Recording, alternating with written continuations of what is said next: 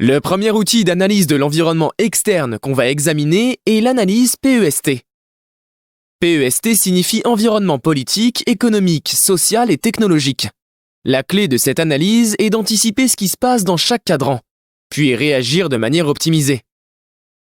Lorsqu'il s'agit d'environnement politique, nous parlons essentiellement des interventions du gouvernement dans des choses comme la fixation des taux d'impôt, les restrictions sur les imports-exports, droit du travail, etc.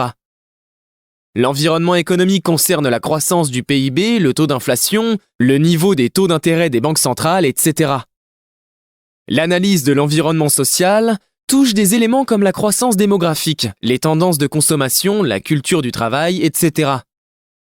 Enfin, l'analyse de l'environnement technologique consiste à comprendre les effets du développement technologique sur le secteur d'activité de l'entreprise en question.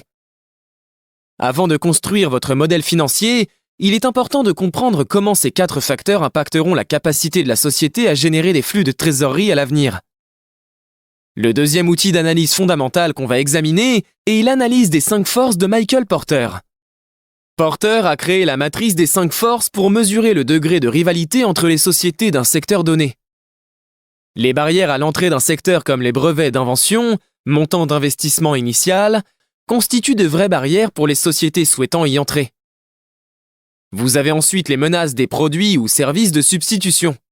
Si dans un secteur donné, les consommateurs ne rencontrent aucune difficulté à trouver et acheter chez vos concurrents un produit ou service avec la même utilité que le vôtre, alors il est peu probable que vous générerez des cash flows réguliers avec votre business. Nous avons ensuite le pouvoir de négociation des consommateurs. Par exemple, un gros client peut facilement négocier des prix plus bas si plusieurs petits fournisseurs existent sur le marché. Un autre exemple est celui du secteur des compagnies aériennes, où les consommateurs peuvent facilement trier sur Internet des dizaines de compagnies en fonction de leurs tarifs. Vous avez ensuite le pouvoir de négociation des fournisseurs. Par exemple, dans le secteur aéronautique et spatial, négocier des prix attractifs avec les 2 plus grands fournisseurs qui sont Airbus et Boeing est un vrai parcours de combattant. Les coûts financiers et psychologiques de changement d'un fournisseur sont un autre type de pouvoir de négociation.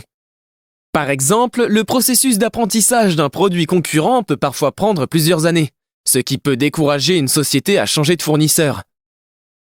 Le dernier élément de la matrice Porter est le degré de rivalité entre les sociétés du secteur. On peut mesurer cette rivalité en examinant les avantages concurrentiels de certaines sociétés sur d'autres. On peut également analyser le montant dépensé par les sociétés du secteur en marketing et publicité, etc. Les 5 forces de Porter avec l'analyse PEST vont vous aider à répondre à des questions comme: est-ce que cette société croîtra à un rythme élevé dans l'avenir? Est-ce que ses coûts baisseront ou augmenteront? Doit-elle investir des montants importants pour maintenir son niveau d'activité? Etc. Votre capacité à convertir toutes ces informations en un modèle financier relève davantage de l'art et l'expérience. La clé est de vous demander si les hypothèses formulées dans le modèle correspondent aux conclusions de votre analyse fondamentale. Si vous arrivez à créer un modèle qui reflète votre vision de l'entreprise, alors vous êtes dans la bonne voie pour devenir un analyste de classe mondiale.